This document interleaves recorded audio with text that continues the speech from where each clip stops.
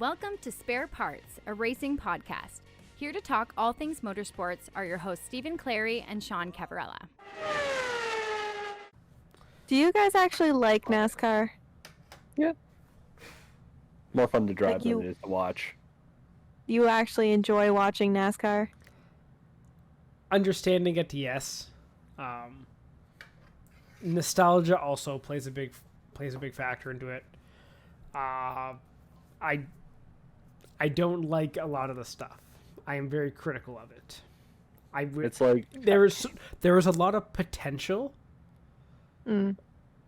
but like they kind of shoot themselves in the foot. Yep. It's like Ferrari. Yeah.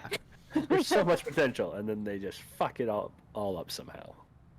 Yes. Okay.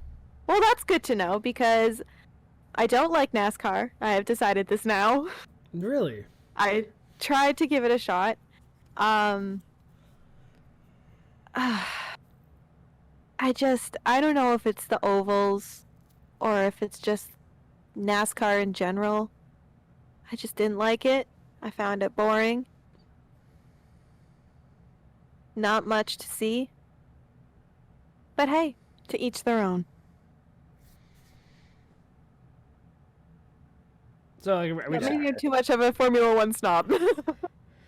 you sound like a little bit of a Formula One snob in this, but okay. Oh my god, they Go only on. turn left. What the And I like IndyCar, but like here's the thing: it's just NASCAR. It's just NASCAR. I enjoyed watching IMSA, like the sports car racing. I enjoy that stuff.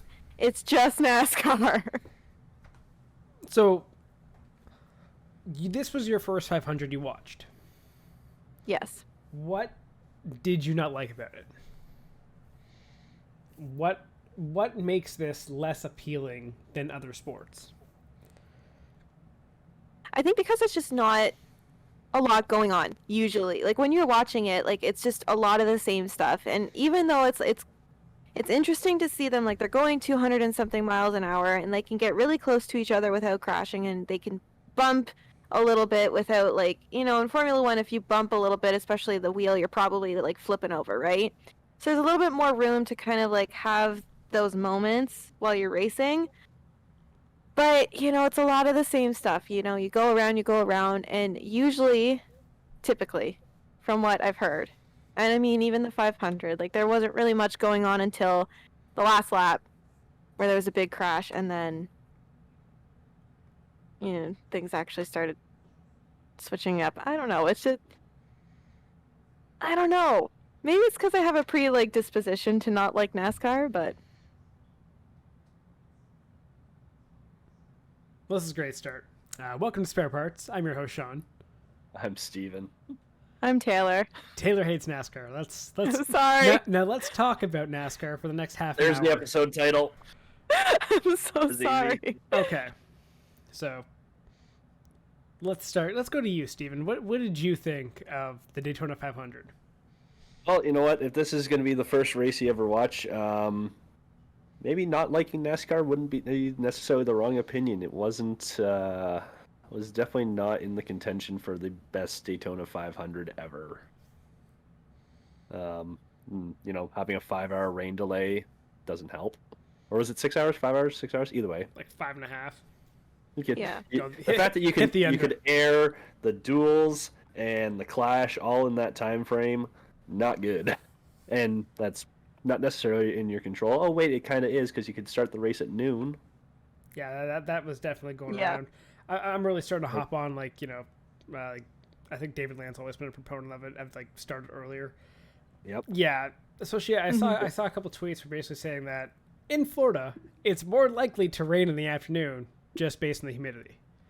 Mm-hmm. So the earlier you start, one, you get more race in, and two, you have a greater chance of, if it does rain, you can get more race in. So that way you're not up till 1 in the fucking morning. Yep. Yeah. And on your second cup of coffee trying to record a podcast the next day. Oh, my third cup of tea. So.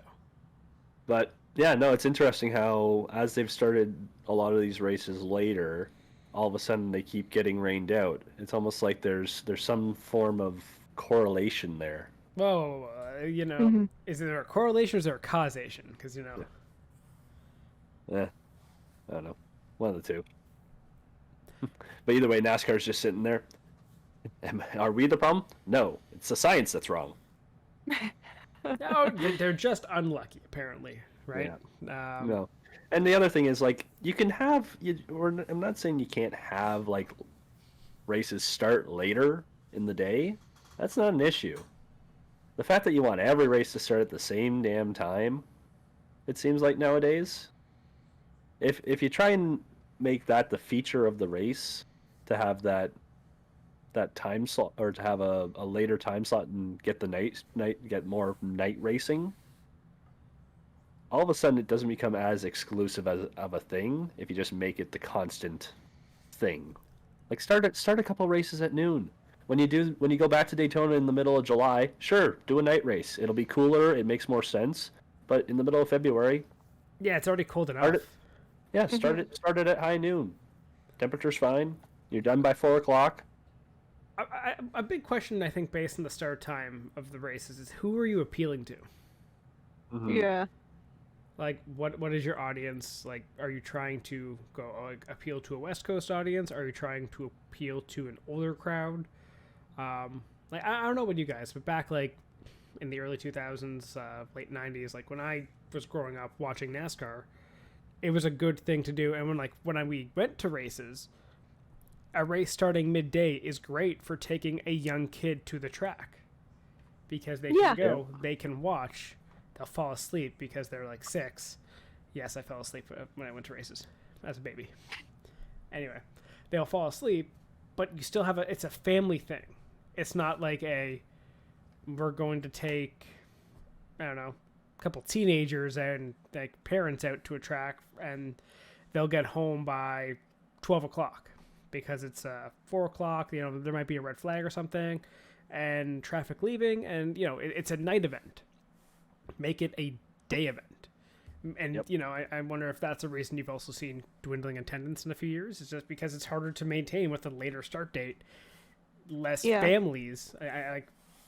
It's very easy to make NASCAR a family sport, and I would argue like part of its heyday was that it was a family sport. You could get the entire family behind it. Mm-hmm.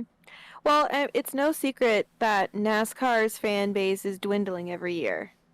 So at some point they need to start considering what changes they can do to open up their fan base. And I think that's a really great point, Sean, is maybe they need to start revisiting, the whole like making it a day out for the family. If you have an earlier start time, like 1 o'clock, noon, right? That's great for kids. It'll be done. They can go home, have dinner, and go to bed. It's not just great for kids, but in terms of dwindling fan base, there is one, I think, demographic that NASCAR is actually growing in, and that is 20 to 30-year-olds, very young adults. So, you know what? Maybe the late race is helping growing that age group, but also they're starting to have families. Yeah. So, You know what else will hurt attendance from time to time is, like you said, a race ending at 1 o'clock. 1 o'clock, yeah. Yeah. In the morning. Well, I mean, this year it didn't really matter because there weren't any spectators, so who cared, right? Well, they did have spectators. No, they did. They had, I think it was 25% capacity. Yeah. Oh, right. Yeah, because COVID it's doesn't Florida and exist they don't in believe in Florida. COVID. Yeah. Everyone has COVID. And when everyone has it, no one does. Right. But Actually, still, like, that's even if you're California. operating at 25% capacity for, like, the Daytona 500, which is typically an event that's, like, packed, right? Typically. So even then, I guess, like, you didn't have to consider the spectators at that point either, right? Like, they could have just run the race the next day at a start time that made sense.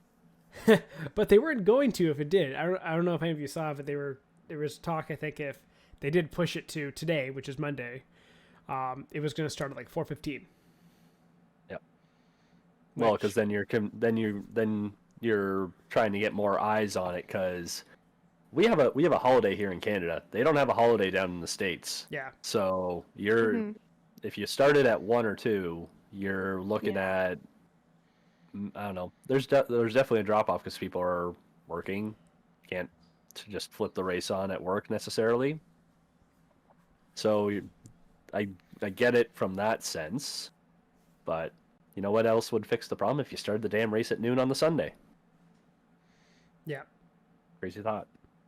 Yeah, all you had to do is basically, if you start the race earlier, it gives you more time for the race, basically. Yep. Like, I guess we're spending so much time on the start time because we didn't get to see a whole lot of racing. You had the first 15 laps of the race that ended with a crash that took out half the contenders, basically. Yep, and a third of the field in total. Yeah, and basically those cars were done. I don't think anyone really. Tyler Reddick got that number 8 car going. That's there wasn't much left of it, but he got it going. You had that, and then immediately followed by the rain delay. Yeah. For 6 hours, and then you go back to racing, and your racing was atrocious. Yep. It was single file the entire way. You had the groups basically pit in their manufacturers, as they do. And that may have strung it out for a bit, but then they get right back into their single file runs once they catch the draft, and it just wasn't good racing. You maybe had guys trying to fight a bit for stages, for the end of stage 1 and stage 2, but it was only like the last 1 or 2 laps that they actually were aggressive. I don't like this NASCAR plate package because it's not a pack race. It's 2 line races. If you look at the early 2000, the peak NASCAR plate races, where everyone used to love those ones. Those were packs. Those were cars that, weren't necessarily in a straight line. There were 2 lines going around. Guys could move around within it. You could kind of maybe go up around a guy, go 3 wide, push it there. But it wasn't necessarily 2 straight lines of basically one train and another train. And if one train has more momentum than the other, that's how you win. And you basically got to be lucky and time it right. Yep. Like, if you look at... Yeah. Like, I went back and watched the 2001 July Daytona race. For 2 reasons. One, this is the 20th anniversary of Dale Earnhardt's death at the 500. And 2 is the 2001 Daytona race in July, the one where Dale Jr. won, is probably one of the most emotionally fulfilling races of any series. So I went back and watched that, and you couldn't do what Dale Jr. did nowadays, where he basically cut through the field in the last 15 laps or whatever, and made his way back to the front. Like, you just can't do that slicing and dicing anymore. No, you're stepping out and hoping someone goes to you. Yeah. Yeah. And we didn't see any of that until literally the very last lap. The last lap. And what happens is, and it wasn't even that. The whole thing was ruined because, you had the 2 lines. Someone tries to block it, or someone gets a big shot from the back, trying to slow the momentum, takes 2 guys out, and then you have a massive wreck, and Michael McDowell wins, which, good on him. You know what? Yep. Yeah. You survived 500 miles. You were put yourself in a position at the end. I don't want to take that win away from him. 100%. Yeah. His win he earned. For a fan 100%. Watching it, I do not like how the 500 is. There is so much more potential for what they can do, and it's frustrating to watch. We're like, man, here they are, single file. Yep. Yep, it was literally just Denny Hamlin is the train conductor, and everybody else is just following in line. Yeah, that's. So, what are you gonna do? But good on, yeah, I agree. Good on McDowell. You got to be in the right spot at the right time sometimes. So he put himself in a position and lucked out. It happened. That's how it happens sometimes. There's also a little bit of someone, I can't remember who pointed this out. The Love's car, the one on Valentine's Day. Yeah, I saw that on Twitter. Oh, yeah. So conspiracy. Well, yeah, a little bit of get the tinfoil hat out, a little cosmic energy or some voodoo. So, but yeah, I mean, it was. I was hoping for the 3 car to win. I was hoping for tie. Yeah, Oh, Ty Rawson. Who was it? Who's the 3? That was Austin. Ty didn't make it. Yeah. Which we can talk about as well. Mm-hmm. Yeah. No. You can, and I think you're right. You can still fully credit Michael McDowell with the win, but you can also be critical of how this race ended up. Like it's going to be one of those weird bar trivia things when the sports trivia comes around. Who won the 2021 Daytona 500? And you're just sitting there scratching your head, and when the answer comes up, it's like, oh yeah, that's right, Michael McDowell won a Daytona 500. After the big wreck in the beginning, though, I was really tempted to tweet, like, I think this is the year someone random was going to win it, because, that's all you had left almost. Yep. Yeah. And Well, it was either someone random or like a Hamlin or a Keselowski or a Chase Elliott. yeah, it's either top dog or random, but that's, I guess, in theory, what would happen anyway. Yep. Mm-hmm. So Okay, is that all we want to talk about with this 500? Because I don't think there isn't much to break down. there really isn't. I mean, you could talk, I guess, some of the storylines. You could talk about how, I guess, the Fords towards the end were the cars that looked like to beat. For the first 2 stages, it was the Joe Gibbs cars that basically ran away. Good showing, I think it was, by 23-11. They were decent. Then Bubba had an issue in the pit stops, and his race went away. Yep, his car looked good all speed week. Yeah, he was like McDowell in a position to win at the end. Until he was putting himself in position, but sometimes bad luck happens, and can't do anything about that.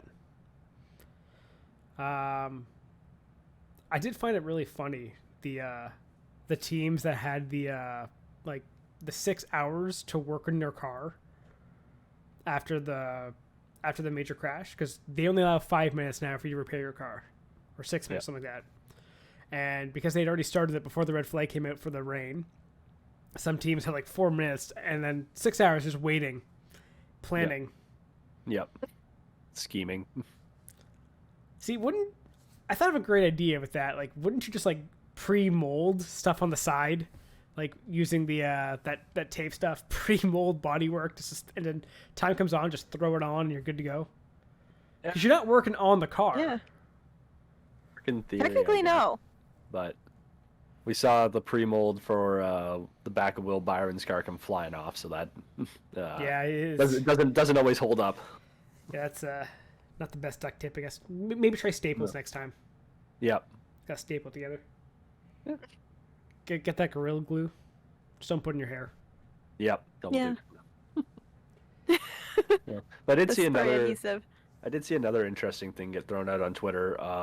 With if they push the race to the next day, would it be beneficial to allow some of the guys to go into a backup car?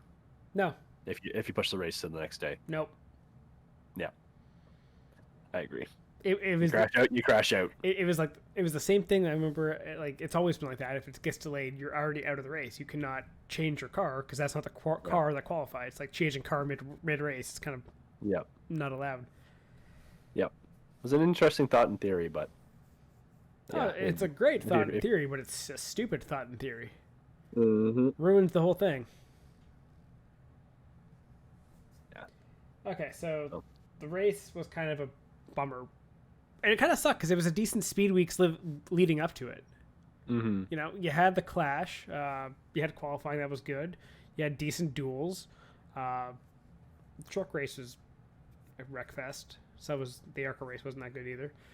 The Xfinity race I enjoyed. And then the Cup race, it was like a crescendo and just fell flat. Mm-hmm. Let's talk about... What we want to talk about the clashes first? Yeah. Yeah. Sure. Which one do you want to start with? Oh, I was gonna say the clash just being on the road course. First year of it being on the road course. Thoughts? Fun? Not I really fun? like the road course at Daytona. I think it's more interesting to watch, I think, than the ovals.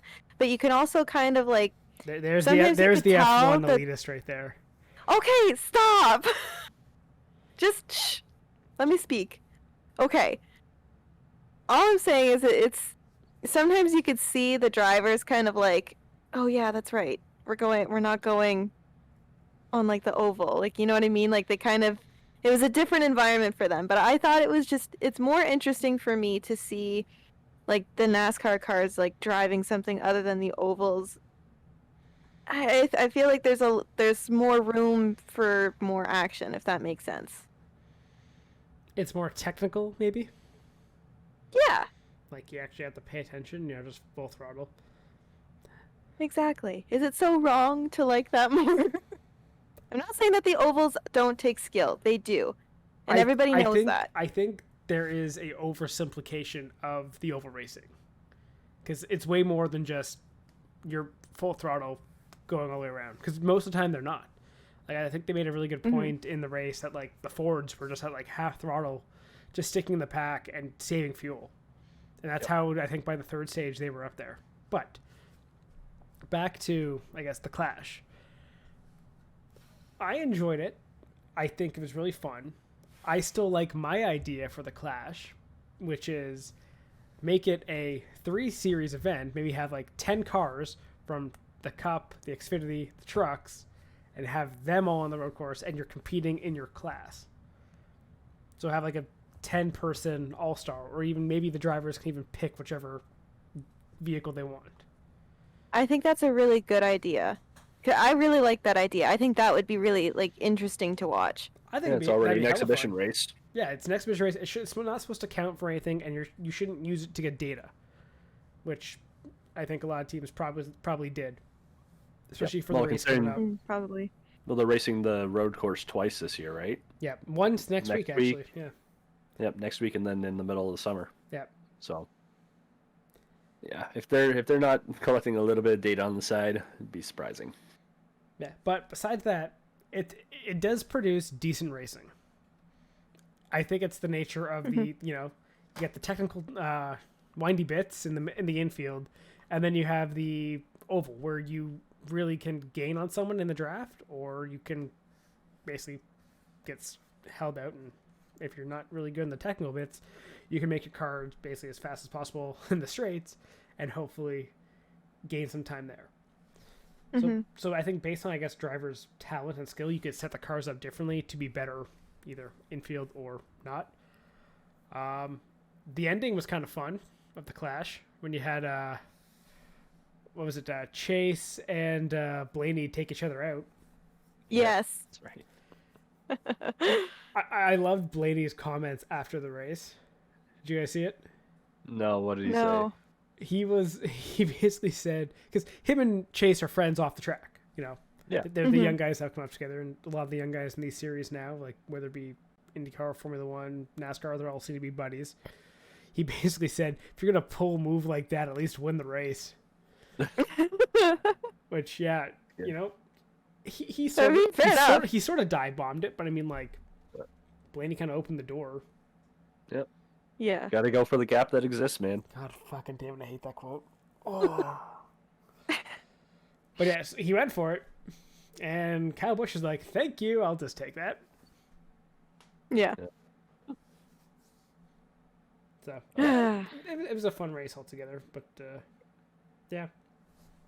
Actually, can we go back to the 500? Did anyone see what they did what some of the drivers did during the rain delay?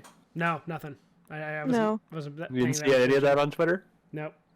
So a 6-hour rain delay, you got to get some food in there somewhere, and all these videos and pictures start coming up of guys just driving out in their race suits and going to get McDonald's, Panda Express.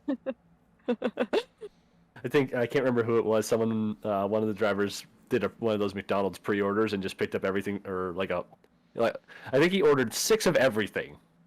Damn. So that way he could go back and feed the crew. That's pretty good. So That's good. Did Bubba just order DoorDash? That's what I would do. Did you have to do what your sponsor would allow? Like Maybe. Like Maybe. did just I don't Kurt think Busch Panda come back Express- with just Monster Energy drinks? That's it. Yeah. I don't think Panda Express sponsors anybody, so I think it was Briscoe that went to Panda Express. I don't think Nice. he's you know what? Maybe he's trying to get that sponsor. You can see Maybe. the logo clear as day. So Maybe. He's coming back. Hey, Hey, need some money. Know what I need in the middle of a rain delay? Some nice Panda Express. Really fuels me up for the second half, or for the last 95% of the race that I haven't done yet. Fuel yourself now with Panda Express. There you go. The ads write themselves. Exactly. Someone pay us. Yep. Yeah, so much for the no free ads. Well, they put the work in. They went to get it. Yeah. Yeah, It's that's more so true. it's more like Fox is showing it. That's the that's the free ad. Yeah. Anywho. Yeah, I enjoyed the clash. Qualifying was interesting. Who'd you have in the front row? You had what? Byron and Bowman, wasn't it? They locked out the front. Yep. Then Byron crashed in the duel. Yep. Which Forced himself to the back. That's a. Why would you race so hard if you already have the front row? I get, they didn't have a lot of practice, so I guess that was your practice time, but kind of cost him, and it kind of put him right in the middle of the next wreck that happened in the actual race. Yep. I don't know. There's no real explanation for that. I get it though. With this year having less practice time before the race, like they didn't get weeks or even days to practice. It was kind of all okay. You got to go for qualifying. You got to go for the clash. And they didn't have as much practice, so I get At it. the time that you can. Yeah, run in the pack, see how the car feels. He didn't do many laps this weekend or this week. Got taken out in the clash, or not the clash, taken out in the duels, then got taken out in the race. I don't think he ran more than 30 laps. Nope. Not what you want to see. No, it's the way you gotta manage a risk. There's lots to manage there. Okay, did anyone catch the truck or Xfinity race? Bit of the Xfinity, not so much the truck. No, I was watching. I caught the Xfinity highlights, not the trucks though. Okay, I was watching the trucks. I was chatting with our buddy, and I was like, oh, there's like 35 laps left. But like an hour later, there was like 5 laps left. And it was just caution after caution. It just seemed like they couldn't stay green for more than 5 laps. It was just like, here we go again. Here we go again. Yeah, They think they're still in the that's iRacing simulator? frustrating. Yeah. It's so frustrating to watch when you're just trying to watch a good race, and time after time it's like caution this, caution that, and they stop and go slow, and it's like, oh my gosh, just race, race. You get no flow to the race in that situation. Yeah. And it's frustrating. And the Xfinity race I thought was pretty decent. Yep. It didn't. Yeah. It was a little more racy, I think, than the Cup race. Well, a lot more. I guess maybe racy isn't the right word. But you know what Maybe I mean. not. You know what I mean. As fellow race fans, we know what you mean. Just got like someone with their leg, like no fire suit on, sticking out the window. Is that the NASCAR OnlyFans? Yeah, that's NASCAR OnlyFans. Yep. Oh God. Yeah, it was not bad. Yeah. So overall, an okay week, I guess. To sum it all up, Overall, I'd give it a 7 out of 10. out of 10. The Daytona 500 itself, I give a 3. I'd say that's pretty fair. Yeah, I pretty much enjoyed almost all of it. I was watching pretty much constantly and keeping up, and then by the end of it, I'm just like, really, this is the high we end on. Yeah. Honestly, I'm not swearing off NASCAR forever, Well, at least next week. but I'm gonna give it. They get the road course next week, and they actually have more road courses this week or this year. 7 in total. Yeah. I'm So- gonna continue watching, so we'll see. Maybe it was just the Daytona 500. Maybe it's just because of the race. Steven, Again- before we wrap on the 500, Can Yep. we go over our bets from last week? Oh Oh god. yeah. No one's good. Did anybody get anything? No one's making money here. Where's my notes here? So for the Clash, Yep. we had Keselowski. Mm, Ugh. I can't read my own damn handwriting. that was a bad Oh, pick. Chase and Blaney. So no dice there. You guys at least had a chance. Yep. One of you almost won Yeah. Yep. So I can thank Chase Elliott for that. it. Yep. For the poll, Taylor took Bubba Wallace, Ugh. Sean Timmy Hill, Why? and I took Ryan Newman. So nothing going on there. Okay, that No. was oof. That's a swing and a And miss. then- Those are. Oh. So I guess to be fair, Bubba did halfway through the field going through. Bubba was sitting on pole, so wasn't like he did start sixth. So that was probably the closest one there. Yeah. Good job, Taylor. Thank and then you. in 500, we had Hamlin, Blaney, and Harvick. So I think Harvick was technically the closest, and he finished fifth. Yeah, I think it was like fifth or Yeah. sixth. Yeah. So no one's making any money this week. No. Well, maybe next year. Yeah, that's a rough. Sorry, Harvick was fourth and Hamlin was fifth. one. Okay, well, Okay, not bad. So not bad, but also no money. yeah. Yeah. That's one thing I think NASCAR should really kind of lean into is more of the actual sports betting side. Like yesterday, we were watching the race last night with two of our friends who do not give basically a rat's ass about any kind of motorsports. They Love were betting. They love betting, and they were watching it for the betting, For the betting. just to see if they won. They actually had what they had. They had Hamlin and Harvick too. Yep. Yeah. Hamlin and Harvick. Yep. Yeah. But No money anywhere. No. Yeah.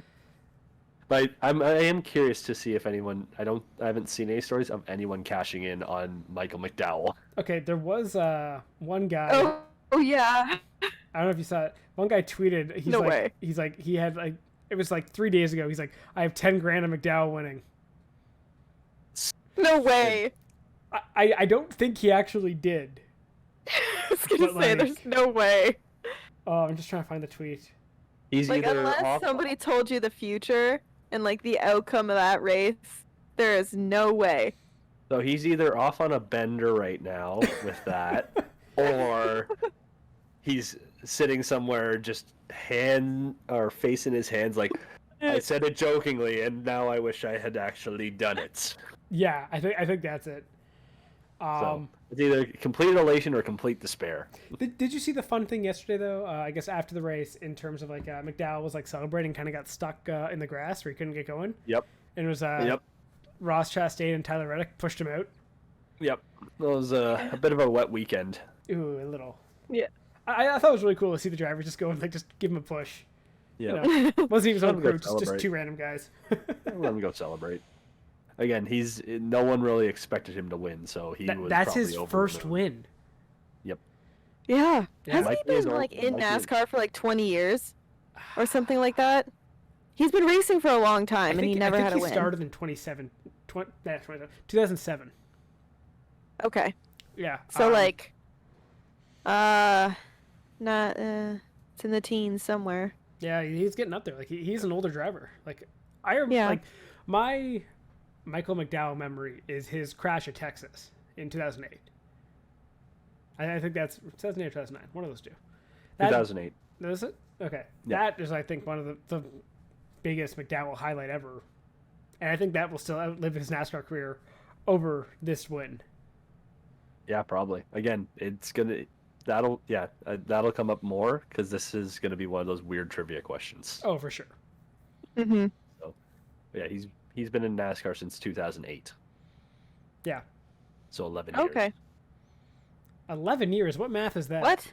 What math are you doing? Not good stuff. 13 years. Jesus. I was like, what? We were supposed to leave. Not a math. Supposed to leave Not a 2020 in the math. past. You're a business major. Yeah, I use Excel to do my math. I don't do the math Okay. mentally. That's valid. Sean and I both did arts degrees. Exactly. Yeah, and I let a computer do all my math for me. I don't calculate true. stuff. That's the future anyway. That's what calculators are for. Okay, so should we move on to some F1 news? That think works. that kind of wraps up our Daytona coverage. Mm-hmm. Phew.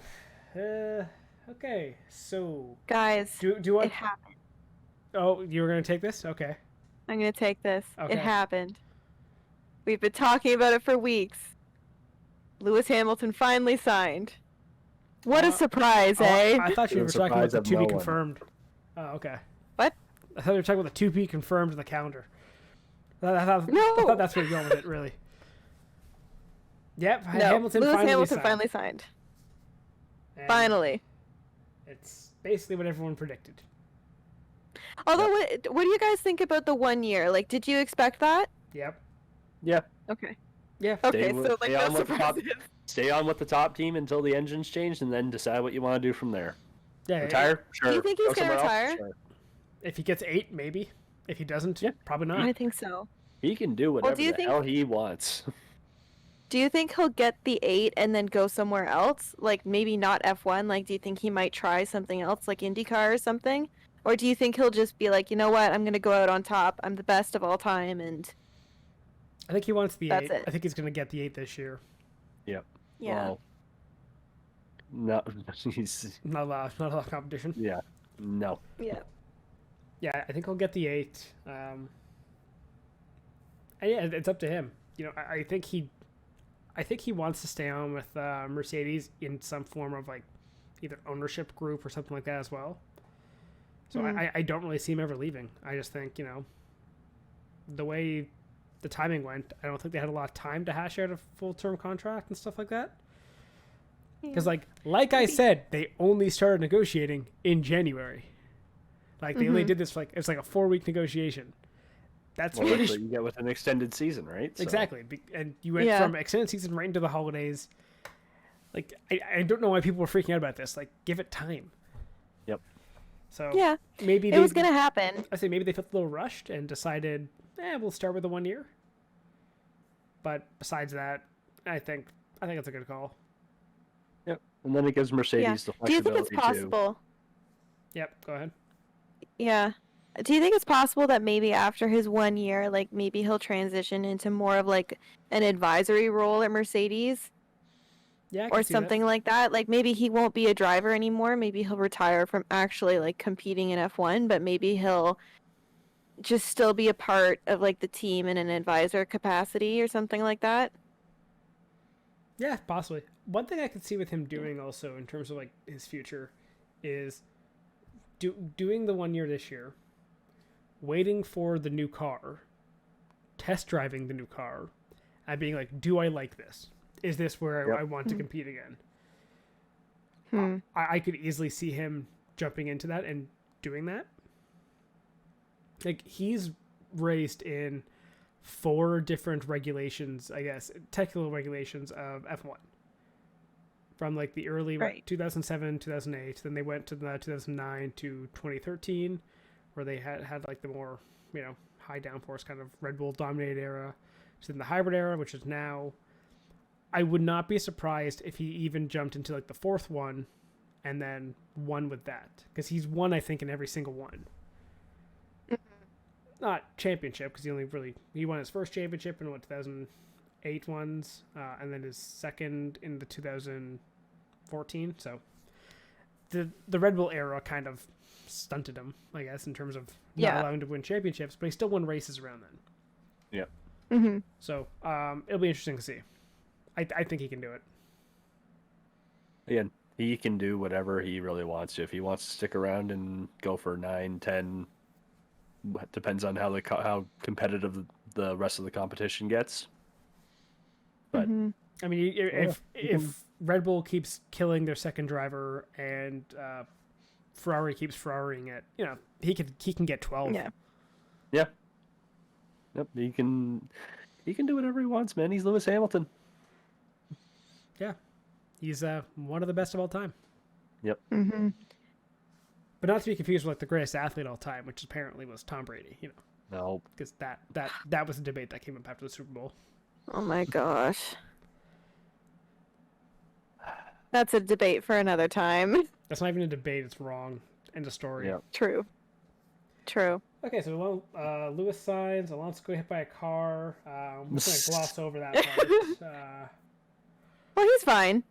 Yeah, he got released from hospital today. So Yeah, he's good. But imagine you're the idiot who hit him with a car. yeah. Like you're just Can like you imagine? you're just like Imagine if it's I hit someone. Oh my gosh. Oh, fuck! It's Fernando Alonso. Well, I'm gonna go jump off this mountain. Well, it's in And Switzerland, you're right? a That's fan what of they have. Alpine. Ooh. Well, Renault. No, it was in Swiss, so it had to be. It was a Sauber inside job. yeah. Yeah. It was an assassination attempt. Yeah, Grosjean's part Swiss, isn't he? I think he's just French. I think so, yeah. Is he? I don't know. French Swiss. Maybe just yeah. Someone got one of the possible seats I could have taken. Right, I think the Strolls live in Switzerland now, so maybe Oh. maybe it was a Stroll inside job. Taking the competition out early. That's what I'm gonna believe, and I'm gonna stick with it. Inside job. Someone try Well, to it's take him good out. to see that he's fine. Yeah. Go build your tinfoil hat. Yeah, it's good. But he's out of hospital now. He's recovering at home. I think they're still expecting him to be ready for race 1 in about a month's time. So Yeah. he'll be fine. yeah, it was I think based off what they've said or what the team and F1 have released, it's a jaw injury, so it shouldn't affect his Yeah. ability to drive. It was an upper How? jaw injury. He got surgery. How? How do you fuck your jaw up by a car? Well, what could have Smashed happened is like if the car hit him, right, and he fell off the bike, he could have hit like part of his jaw on like a curb or something like that. Or something. That's how he probably would have done it. Or what if a car didn't hit Alonso? What if Alonso hit a car? Yeah. In the Yeah, I sense of guess. He hits the side of the car, goes forward, smacks his face off the hood. Yeah, it's Yeah. definitely possible. Or That's for, good. or for the Brits, the bonnet. Yeah. Oh. Yeah. There's so many ways we won't know unless they release footage, which I doubt they will. It's gonna be on like some fail compilation on YouTube in a Yeah. few months. Yep. Hey, look at this idiot just hitting a car. Oh my god. That's Alonso. Is that Alonso? But it's a weird thing because so many Formula One and motorsport drivers, they just do cycling all the time. It's a very common Yeah. cardio and exercise for them. You never think of them ever getting in accidents or getting hurt in any kind of way. No. Well, wasn't there another race car driver who also was involved in a cycling accident? Was it There was Zanardi. Zanardi? Yeah, but that was a different one. That was an actual Yeah. open competition because he hand cycles in competition as well as drives. Okay. He's a multi-gold medalist, like Paralympian. Yeah, he's like a Paralympic. Yeah, and that was Gold medal. a different issue where they decided to run one half of the street, the hand cycling competition. The other half of the Oh, street okay. was still traffic, and he went into Okay. traffic and hit a car, or I think a truck actually. Ugh. Yeah. Oh, yikes. Yeah. He hit something that's a lot stronger than his bike. Mm-hmm. Don't understand whose idea that was. Okay, so this week in F1, they had some votes on, I guess, future, whatever the hell it is, regulations or something. Things they want to do, basically. So the first thing they voted on was, I guess, sprint races. So Yep. So, we're going to see that now. yep. Saturdays got a little more interesting. What tracks they can be at? I can't remember. Oh, did they release a schedule for where they're testing? I think they did the sprint races. Sorry, I'm just gonna pull it up. Because it's a test of I think the sprint races at 3 Grand Prix this year, and that would be at I know one of them is Canada. Oh, I do Okay. understand this now. Yeah, they don't have it on their news release though. Canadian, Italian, and Brazilian Grand Prix. Okay. They're going to test it. It should be interesting. Yeah, it'll be fun. Yeah. Yeah, it'll be fun when they do it at the Italian Grand Prix, because I don't Yeah. I don't think the other two will happen. Yeah. Well, yeah, that's a kind of a TBD situation with COVID, so we'll see. Yeah. What are your guys' thoughts on sprint races? I like it. Like it's something new, Yeah. and I think it's a good way to kind of bring something new to Formula One. I'm excited to see how it goes, so we'll see. This is going to be their new qualifying format too, right? So Yes. it'll make things a little more interesting than, oh look, there goes Lewis and there goes Bottas and then there goes Verstappen. There's our top 3 for the weekend, to no one's surprise. It might still end up being that way, but Mm-hmm. who knows? I mean, I think it'll offer a couple more surprises than just our current 3-stage qualifying. Yeah, it might make things a little bit less predictable. You're both wrong. It's a stupid idea, and they should abandon it before they even start it. You want to Okay. go reverse grids? No, just leave shit how it is. It's not broken. Don't try to fix it. But are they fixing something or trying to just introduce something new? They are not. They're trying to introduce something new, in the hopes of just fucking everything up. It's not a good idea, because now you're gonna have. I think they're even worth like half points too. Oh, really? Yeah, they Oh, count, really? Yeah, I think they count towards the championship as well. Oh, So you're gonna have, I guess. I might be changing my mind on this. Thank you. So you have, like, I think it's your qualifying now is going to be on Friday, which sets the sprint race qualification. Which, one, I think that's a stupid way to do it. Just have FP1, FP2. The fastest time is an FP2, set the sprint race qualification. That's all you got to do. So if someone wants to go out there and just rip a lap at the end and try to make it, let them. If the sprint race is just for setting qualification, it shouldn't matter. It shouldn't have a proper qualification. Because if you're already doing qualifying for that race, you're just going to get the same results. And then you're going to get the same results in the race. Yeah. It doesn't make any sense. It's just creating more of an issue in terms of, I guess, like statistics. People are going to then have race wins that don't count as Grand Prix race wins. They count as sprint race wins. That's just going to fucking blow people's minds. And then you get the also, what is more likely to happen in a sprint race? If you have less time to go for it, people will then try to make moves they shouldn't, and you'll cause way more accidents and way more cost to teams. Especially when you're already trying to reduce cost to teams. You know what's a great way to cause those costs to go up? Let's get more front wing damage, more ruined cars. When a front wing costs £250,000, there's no fucking reason you should be putting more at risk. You make some really good points, Sean. We'll see how it goes. But you make some really good points that I didn't consider before. And I am changing my mind. I don't think I like this very much. I just We'll don't see. see the reason. Yeah. I get what you mean, though, because, like, Formula One has had, like, its structure. And it's a structure that works for them. And has worked for years. Remember knockout qualifying? Oh, knockout qualifying. Where the idea was at every minute, whoever was the slowest in the car is just out? Because that made sense in theory? It doesn't make any sense. No. It made no sense. And they abandoned it after like 2 races. It was a terrible idea.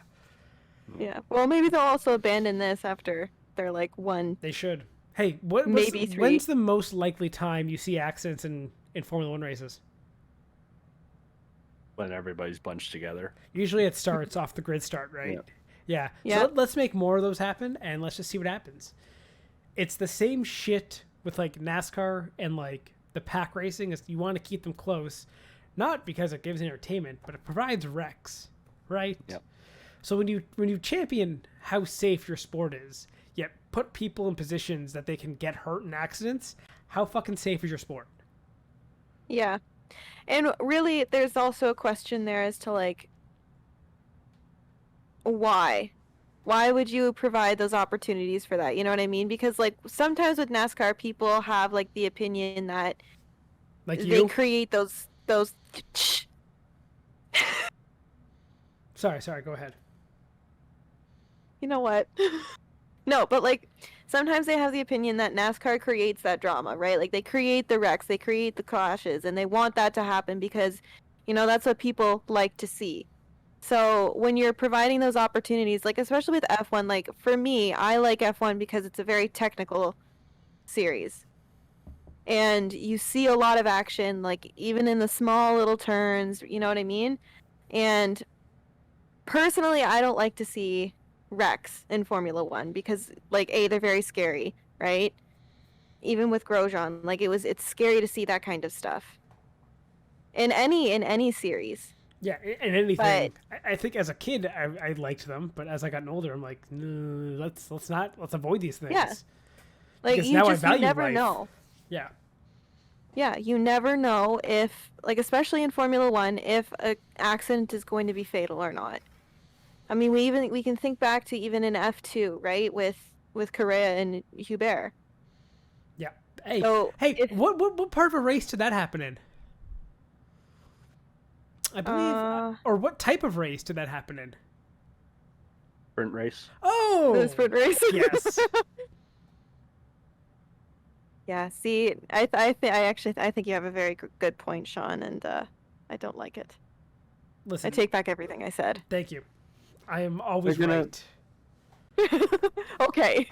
I'm just here for it because it shows that they're going to try something different to try and change it up a little bit, but we all know they're going to just abandon it like they always do and then bank on the new regulations and the cap on spending to make things more interesting, and hopefully it will. But I'm here to just I think the try moves they have something made are good ones. Like cost caps, yes. Having it so that the last place team has more development time than the first place team in terms of like CAD and wind tunnel. They get more time. To give them an advantage to catch back up. Yep. To then take that and then go, but now we're gonna have sprint races. It's just 2 steps forward, 1 step back. Like they've done things to improve it. They're going in the right direction. Maybe it's not happening overnight, but that's no reason to do some dumb thing like this. That's my 2 cents. Maybe at this point it's more like 10 cents. Yeah, I agree with you though. Anyways, what else got voted on, Sean? So, and this goes to I guess our next topic. They also voted that they're going to have an engine freeze in 2022.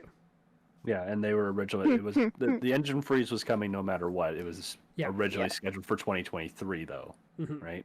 So they pushed it to 2022 basically to allow Red Bull to maintain the Honda engines, and that was announced today that Red Bull is keeping the Honda engines and rebranding them with like Red Bull Drivetrain Technologies, I think it's called. Yeah, Red Bull Yeah. Drivetrain Limited. That's Yeah, and it's gonna be. I think they're gonna start manufacturing at like Red Bull headquarters in Milton Keynes. So Yep. there's 2 things here. One, it keeps Red Bull with the Honda engines basically going forward.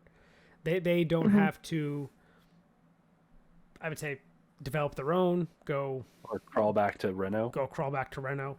Yeah.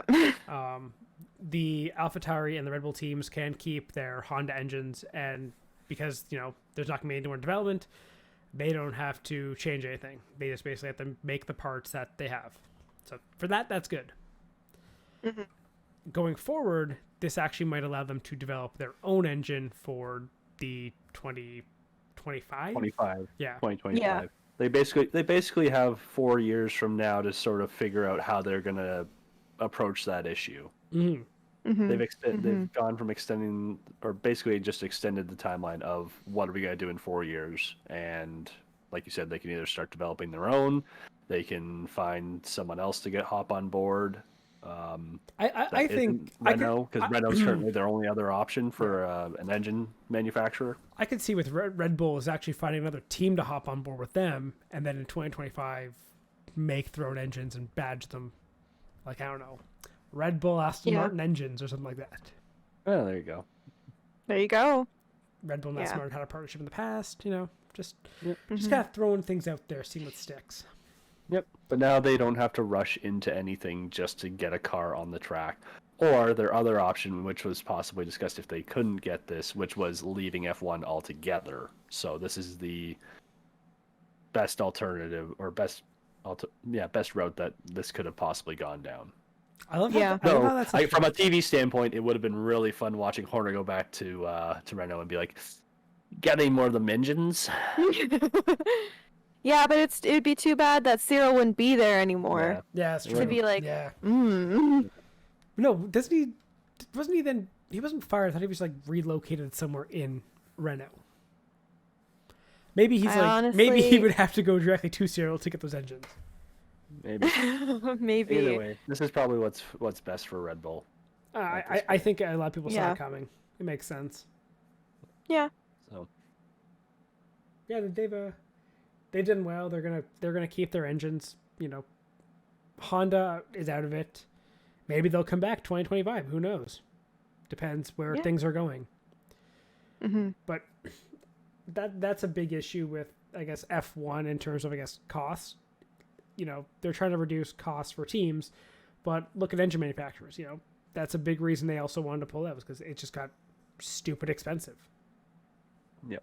Because they're still around in other motorsports all over the world. Look at the Acura DPI. They're in IndyCar. Was it Super Formula? Like, they do stuff all around. It's just the Formula One regulations are too expensive, and it's too much to maintain. Yeah. So It is a very expensive sport. yes. Though most sports are very expensive, but like if you really want the epitome of stupid expensive, I don't think anything beats motorsports. Yeah, especially the motorsport or the singular discipline where the whole point has been to push the boundaries of technology. Yeah, exactly. That ain't cheap. That R&D ain't cheap, sadly. What do we got last? TBC we know. Yeah, going back to Portugal. Yeah, I'm perfectly fine with this. Portimao. Yeah, it was a I decent actually race. like that race. Yeah, like they ran a decent race in Portugal, and I really liked it. The elevation of the track is really fun. So No, continue. You just got robotic there for a second. Don't worry. Keep going. is it fine? Yeah, you're good. Is it good now? No, just keep going. I'm not editing I anything don't this remember time. where So it was. you were talking about Portimao. Oh, right, yeah. No, the elevation of the track was really good. I really liked it, so I'm happy to see them go back. Personally, I really liked Turkey from last year's calendar. That's because it had But- rain. Yeah, but it was still fun. It was just fun to see different tracks than what we were used to years before, because they kind of ran the same things every year. And then even with COVID and we got a shortened season, they still had one of the most interesting calendars that we had seen in a while. Oh, last year's for F1. calendar I thought was fantastic. They did a great job. Right? Putting it together. Portimao, Exactly, even Portimao's a though- great track. Yeah. So I'm excited. I hope to see them go I hope back. they figure out how the fuck to deal with track limits. Yeah. Yes. Like, Yes. put thumbtacks or something. Like, make it punishing. Track limits are supposed to punish the driver and the car, but not maybe like in a super violent way, but just enough so that like you shouldn't go there. Just throw down some gravel and be Well, they've over got with it. enough time. They can figure it out. Yeah. Like, I don't know why, like, a simple layer of gravel beside the track and then asphalt behind it. That's all you need. You have your runoff in case, you need it for a car going there, but you also have something that punishes the driver. Well, maybe all the drivers can get together and have a vote. What do you want to see? No, they don't get a vote. They just get told I to don't show up and know. race. Drivers get no rights. For some reason, all I could think about was that moment in the Senna documentary with him and Balestre when they were talking about the tires. Oh, the tires, the chicane. Yeah. How smug he is when he won. Yeah. I don't know why. For some reason, that was all I could think about. But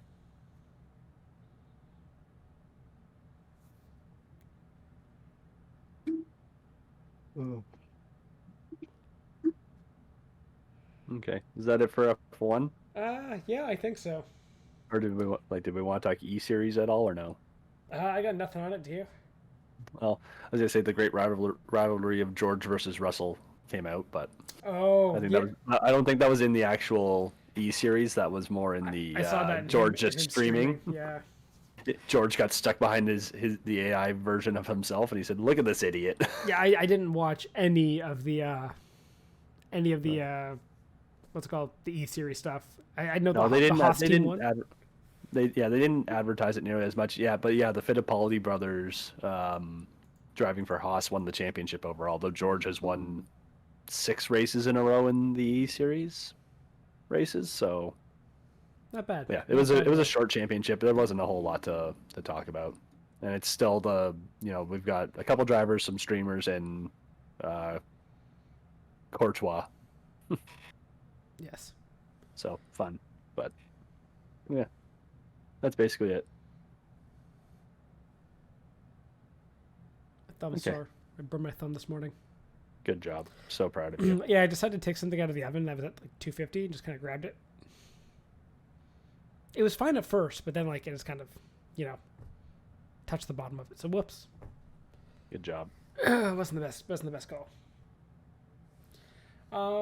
So I guess the last thing, I don't know if you guys have done with this, but it's just something that I saw. It was an article I saw. I thought it was kind of stupid, to be honest. It was a Robin Miller article basically complaining about Romain Grosjean's crash. Okay. And Okay. Basically his article, let's see if I can send it to you. The article basically complained of how he didn't like people calling his accident life-threatening. Basically saying that in his accident, his life was actually never threatened. It was like, maybe endangered, but he wasn't like severely injured or like hospitalized or like, shit like that. threatened, endangered feels like it's the same side of the coin. Kind of, yeah, Like maybe if you Well, didn't get out of the car, Yeah. So what if he was unconscious and had to be pulled from the wreckage? It would have been a proper crash. Is that what Robin's saying? yeah, basically describing his crash as like near fatal. He says it shouldn't have been basically described as near fatal. It's like the fact that he was able to remain conscious and wasn't trapped in the car means Dale Coyne's newest driver may have briefly glanced at the Grim Reaper, but never got in his grasps. Yeah. I like this line. It's obviously great that he was able to jump out of his burning car and emerge with only second-degree burns. Well, Because what is it? Like, if it's not third degree, it's nothing. pretty much, that. Like, has he seen the picture of like Grosjean's hands? They look nasty. Extra crispy. That has to be painful. Yep. Yeah. And then, Yeah. goes on to, list, Niki Lauda, Alex Zanardi, James Hinchcliffe. Basically everyone who has had, near fatal accidents. Oh yeah. So on a scale, it wasn't quite as severe as getting shish kebabbed by a tie rod or something. Yeah. But Or getting his your life was legs still in ripped off. danger. Yeah. His life Okay, was still in danger. let's say he couldn't get out of that guardrail. Maybe it twisted in such a way that trapped him in that car. Yep. The halo collapses as he goes under the barrier or Yeah. something. Or the barrier, just goes through the halo, somehow splits and maybe it even it hits his shoulder and pins him into the car. Yep. Yeah. Shit could have happened. A lot of shit that could have happened could have made that far more worse. Yep. Then would it have been near fatal? Yeah. I feel like we're gatekeeping and dying on the wrong hill here. Emphasis on the word dying, I think. I think you have to flatline at least twice in order for it to be called near fatal here. Yeah. But honestly, some of these crashes that he's comparing to, you also have to kind of look at the time that these happened. Some of these are from the 70s and the 80s, right? Yeah, where it The was just technology in the car is so different. yeah.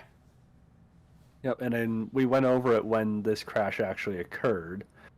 I think it also really speaks to how far safety has come, and the fact that he, like, while the back half of the car was completely shredded from the front half, the survival cell of the F1 car is built so well that Grosjean was able to have it, one, not have any complications in terms of, you know, like Sean said, getting pinned into the car. Two, the escape route out of the car was clear, and easy, and, well, not overly easy, but easy enough to get out of putting himself in a life-threatening or a more life-threatening situation. Yeah. Right? Yeah. If you also think about it this way, though, too, like, I think in a lot of ways Grosjean was very lucky that, you know, the car hit the wall at a certain angle, you know, where he didn't die. Like, there could have been so many different factors where it could have been a fatal crash. We don't know. It's still like the severity of the accident and like the fire, like the explosion that we saw, like I think it's extreme enough that it could have been, like, it is near fatal, because if anything else had gone wrong, he could have died. It's very possible. Yep. Say he bumped his head, right? And he, you know, got knocked out. He could have died. Well, I can't remember what we were talking But about he didn't. yesterday. Sean, we were talking about something yesterday Probably. where it was like literally it was one of the debris incidences. It might have been We were talking about Justin Wilson's accident. yes, where if it's a second earlier or a second later, an inch to the left, an inch to the right, it changes everything. Yeah, Justin Wilson's accident was the epitome of, like, you know, worst place, worst time. Like, anything could have happened if he's, like, you know, half second slower, bounced off the front of the car, or a little bit faster, goes over his head. If he's, you know, takes a little bit of a different line where the debris is then 6 inches to the left, 6 inches to the right. You know, so many things could have happened there that basically would have prevented him from dying. Basically, everything went right for Grosjean not to die in this situation. Yeah, Like, and thank goodness. one thing also that bugs me about this article, I don't know if it's what he's picked in terms of accidents, but two other I would call near fatal, if we want to use like that, or at least, you know, severely life altering, would be Sam Schmidt and Robert Wickens. I'm sorry, is paralysis not considered life threatening, or like breaking your back or your neck? Or near fatal. Like, Sam Schmidt broke his neck. That's not near fatal. Wickens would have died if he didn't have a Hans device. Yeah. And it put so much force on his chest, it broke his spine. So, like, I'm sorry, like, do those not make your list of near fatal? Would you not call those near fatal? Yeah. Feels like we're unnecessarily trying to rank a crash when we really don't need to. It was a very bad accident. Bad accident that could have happened a lot worse. He's lucky. Grosjean was lucky to walk away with the few injuries that he did have, because based on the situation, it could have been much worse. He could have been shish kebabbed, and, well, actually no, he could have been fully shish kebabbed in that he would have been fully cooked if he got skewered and trapped in the car, and luckily he didn't. That was pretty funny. That was good, Steven. That was good. But right, he's lucky. That's how we have to look at it. He's lucky that it could have been a lot worse, and it wasn't. He was able to get out of the car, and again, it speaks to the safety of the development of the survival cell in race cars nowadays. Yeah. That we don't have to add it to the long list of was it the one that we always go back to with fiery crashes, like the beginning of Rush, where you can grain out the video, gray it out, and add it to the beginning, and if you throw it in there, you might not notice it unless you look at the actual car. Yeah. So, Not gonna just looking at Twitter right now. Michael McDowell is so fucking happy. well, yeah, wouldn't you be? Like, honestly, he's like a little kid in a candy store. Like, the team's winning. I don't think he expects it either. No. You know? Oh, of course not, but good for him. Just going back, I'm just scrolling through Twitter and seeing. I'm just like, you know what? Good on him. Terrible race. Glad he's happy. Anyway. Yeah. Anyway, at the end of the day, a crash is a crash, and it's scary no matter what. Yeah. And I think that's all we kind of got. We could wait a few hours and wait for the McLaren stuff to come out, but I think we can just talk I about think that we next save it. week. Yeah, Yeah, we can save that for look next at a time. couple Get pictures. some F1 cars. We can talk more about it. Anything else going on in your guys' lives? Anything else you want to chime in? Watching anything? Watching any WandaVision or anything like that? Gonna get I'm on not. that I'm one. waiting. Now you're gonna wait. I'm for waiting it until it's done, and then I'll binge it all. all? I see. Yeah. No, I'm currently going through Friends right now. Ah. Yeah. Yeah, I'm doing absolutely nothing. Mostly is iRacing. Yep. It's Yep. Daytona Fair week enough. for Pretty another much. couple hours. Yep. Trying to kill that safety rating. Yep. Okay, is that all? I think that's it. Okay. Well, I'll finish up saying thank you so much for listening to this episode. If you have thoughts on something that we talked about or a topic we didn't cover, let us know by reaching out to us on Twitter. And goodbye. Thanks for listening to Spare Parts. Remember to follow the show on Twitter @SparePartsPod and follow our hosts @Sean Cavarella and @Stephen Clary.